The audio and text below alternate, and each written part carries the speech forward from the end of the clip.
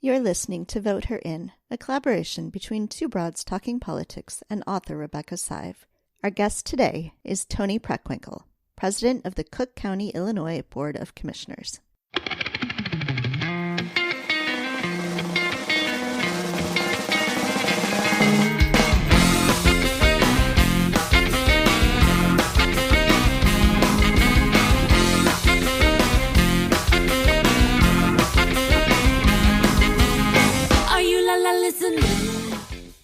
Hi, everyone. This is Kelly, and you're listening to Vote Her In, a collaboration between two broads talking politics and author Rebecca Sive.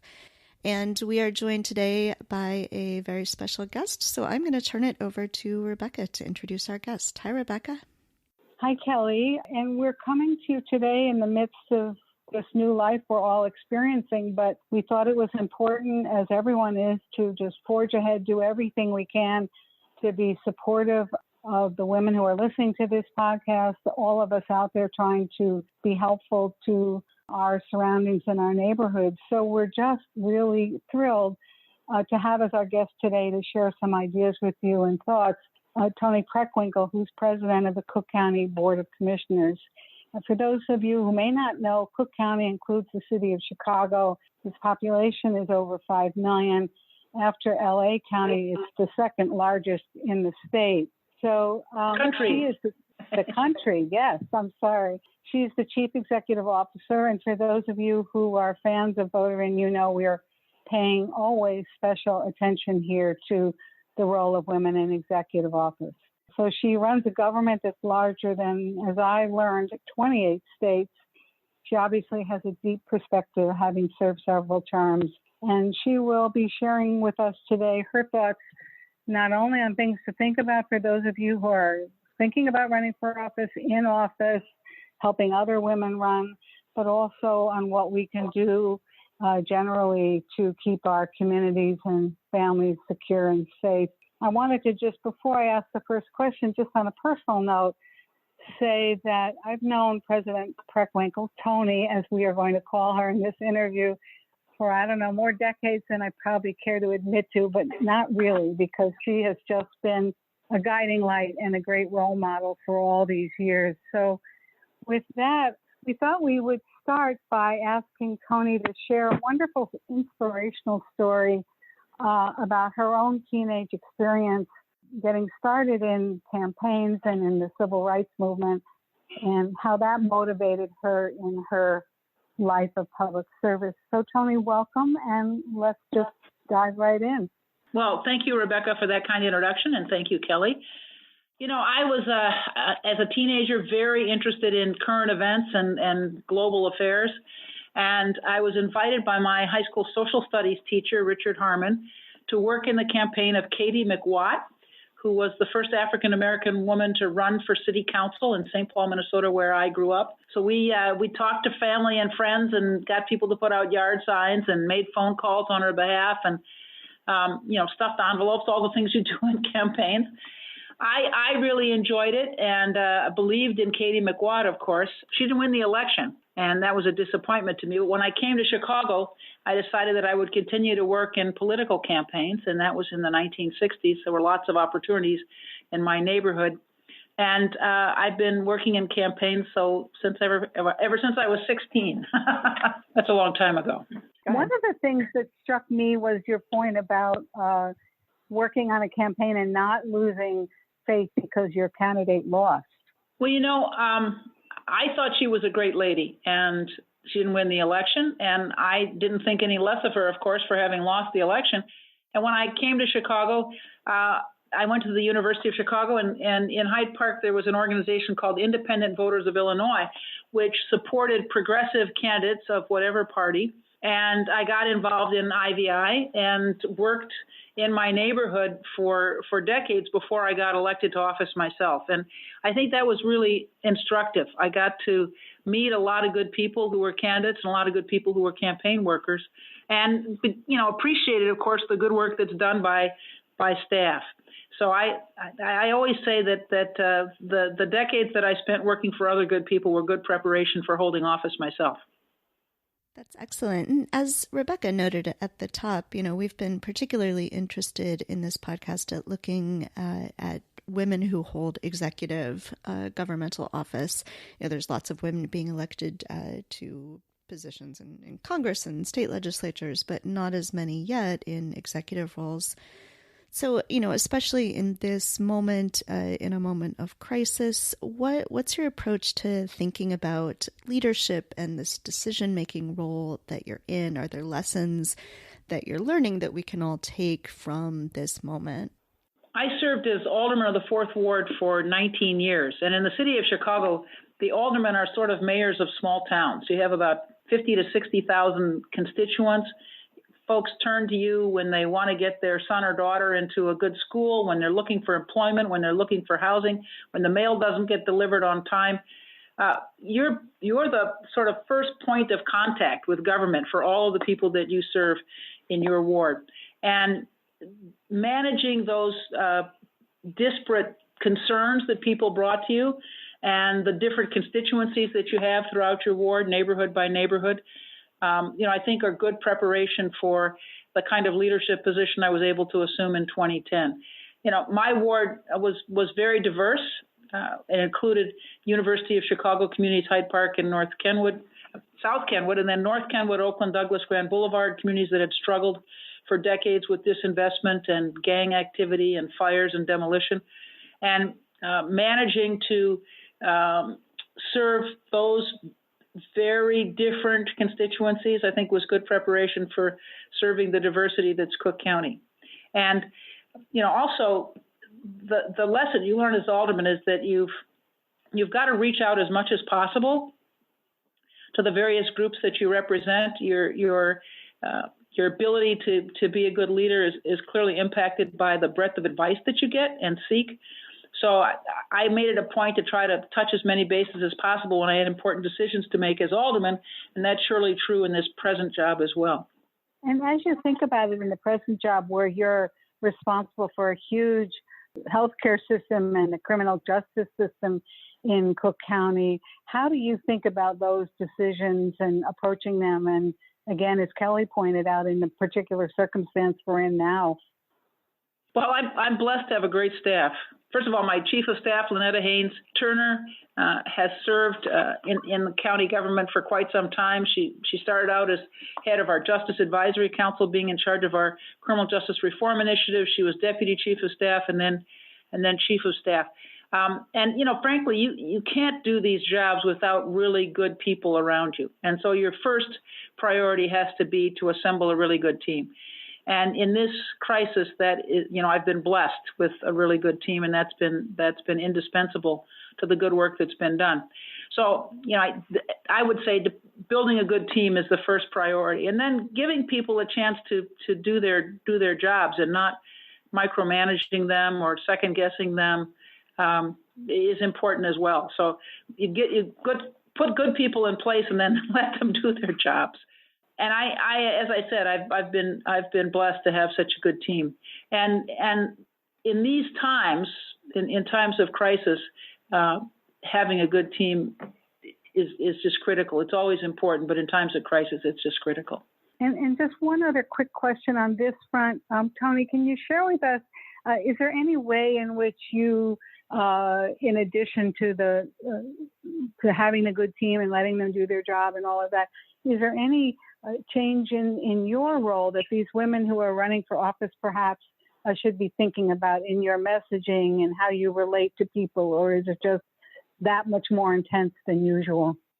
Well, I think one of the challenges we have at the moment is that the President of the United States is not conveying a consistent message to people about where we are in this pandemic, nor is he being honest about the challenges we face. And frankly, the federal government has not done the work that we expect of government to be prepared for this kind of emergency. And that's most evident in the shortage of personal protective equipment and ventilators and test kits. So we've got some challenges both in the fact that the government wasn't prepared for the pandemic and that we've got a leader in place who is not I think, been honest with the American people, as I said, about the depth of the challenge we face, nor what's going to be required of us to get through this. I'm distressed that he's presently talking about lifting shelter-in-place orders April 7th, I think, something like that, before Easter. But here in Illinois, the projections are that the epidemic won't peak until the end of April. So the shelter-in-place order needs to extend clearly until the end of April, and beyond that, as we're on the downside of the bell curve of infection. But we'll get through this. I remind people this is a city that was built out of the ashes of a great fire at the end of the 19th century that survived the Depression and the war in the middle of the 20th century, and will survive this in the 21st century.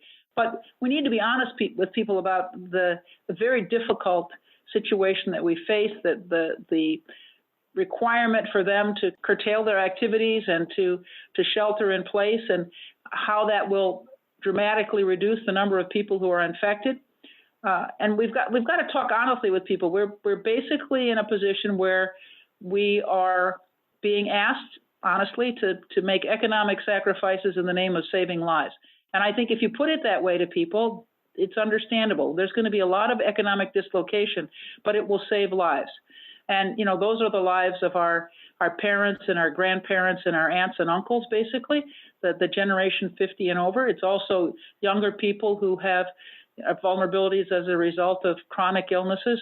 But we're trading economic dislocation for saving lives, and we have to be honest about that. That is a really good way to put it. Kelly, I know you've been home with your kids for a while now and are thinking about yourself as a mom, and of course Toni's a mom too. Yeah. So Toni, I know you're a mom and I know you're a grandma as well. I've actually seen you out with your grandchildren at a couple of museums in the past few years. Recently. So I'm certainly thinking a lot about, helping our children and our families through this. And I know that you are as well. Are there things that you recommend for families who are thinking about getting through this, things that you're doing that we think are going to be resonant with constituents right now? Well, I think, first of all, people are allowed to go out as long as they maintain social distance. And, going out and walking, it seems to me get some exercise, not just staying in if you're able-bodied, not just staying in your apartment or your home, I think is a really good thing. The sunshine is wonderful, and it's a sunny day, so that's a good thing. I think parents need to be honest with their children about, again, this is a situation where we're doing things to protect ourselves and protect other people, our family and friends and neighbors. That's why we're doing this, because we're trying to reduce the number of people who get sick. And this is going to be a hard time for a lot of our families, even with the federal intervention and additional resources. It's going to be a hard time. But I think children, respond to honesty, and you got to tell them honestly, this is where we are, this is what's happening, this is why we're doing this. We're trying to do this so that fewer people get sick.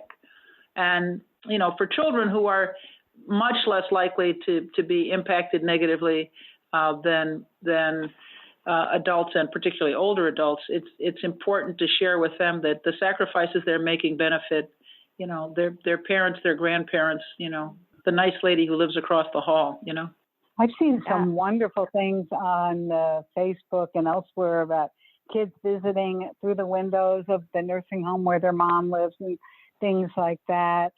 Any thoughts about activities for children that have crossed your desk in these couple of weeks, or that kind of thing to keep them also focused on this greater good? Well, what I always loved when we had time was table games. My kids loved Monopoly. I like Scrabble, but table games, card games, just family activities. I'm sure people will watch a lot of television, but to the extent that parents and kids can engage in activities other than sitting on the couch just watching television, that's a good thing too. Yeah, my kids have been having fun doing Zoom calls with their grandparents. So if anyone out there needs to know how to set up a Zoom call, just hit me up and I'll help. Good plan. Yeah, that's a really good idea. I've also seen kids writing notes to their grandparents and posting them and things like that, which I think were wonderful. I know you've got a busy day in front of you, but before we close, I wanted to just ask you about your recommendations to the women listening here, because you've been such a great, community organizer as well as elected official all these years. Your thoughts on things people can do while they're at home and social distancing that can further the political and community work they're doing. So I'm a teacher by profession, a big believer in reading. And as all of you who listen to this podcast know, Rebecca is the author of Vote Her In, which is a great book, a handbook for people for women who are looking for an opportunity to serve. And I would recommend doing a little reading. And you can always talk to people on the phone. I'm encouraging people to keep their networks together. Talk to your friends, talk to your family. We don't want people to be isolated because they're sheltering in place. I think that's really critical, especially for our seniors.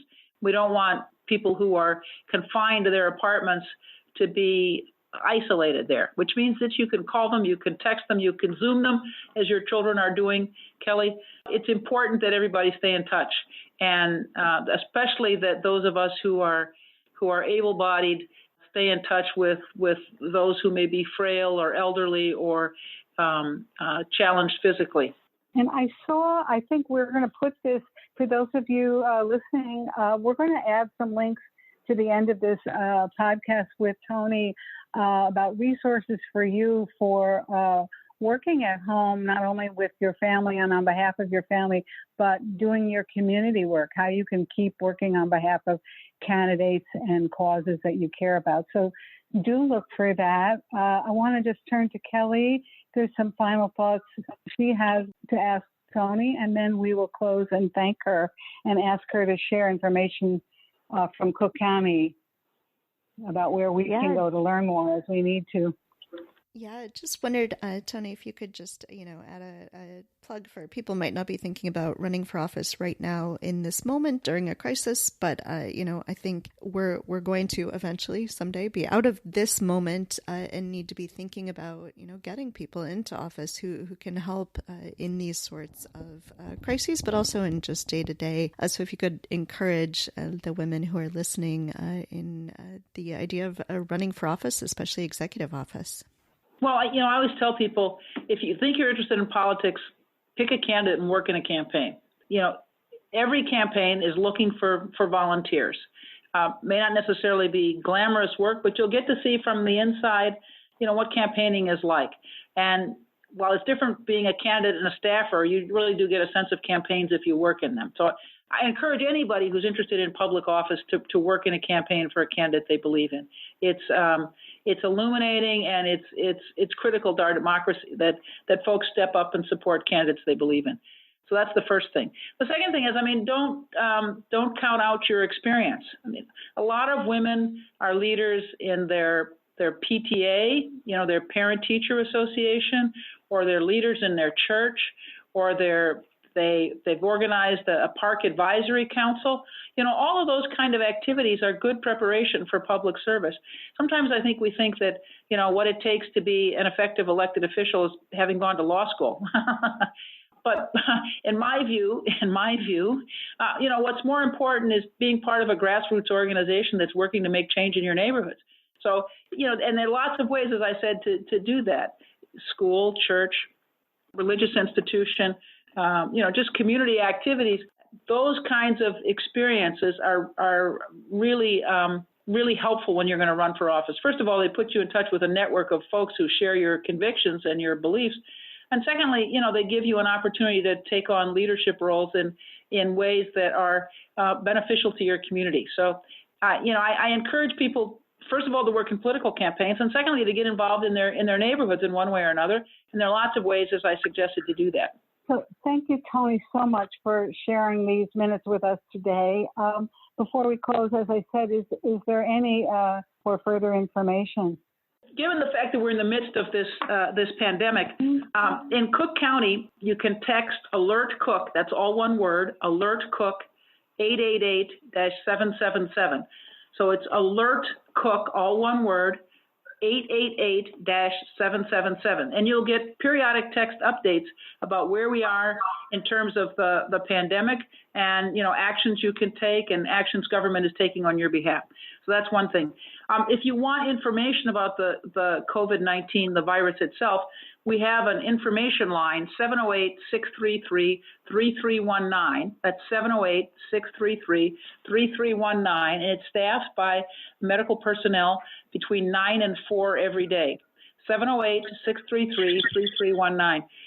So you can call and get information. You can sign up for the text alerts. We have more than 30,000 people who've signed up for the text alert system, and those will provide you with information and opportunities to be better informed about our present state of affairs. And with that, we thank you again for joining us and hope you'll be back in brighter times, and send all good wishes to everyone listening today. Take care and stay safe. Thank you. Toni. Thank you. The Vote Her In segment is a collaboration of Two Broads Talking Politics and author Rebecca Sive. Our theme song is called Are You Listening, off of the album Elephant-Shaped Trees by the band Immunuri, and we're using it with permission of the band. Our logo and other original artwork is by Matthew Weflin and was created for use by this podcast. You can contact us at twobroadstalkingpolitics@gmail.com or on Twitter or Facebook at Two Broads Talk. You can find all of our episodes at twobroadstalkingpolitics.com or anywhere podcasts are found.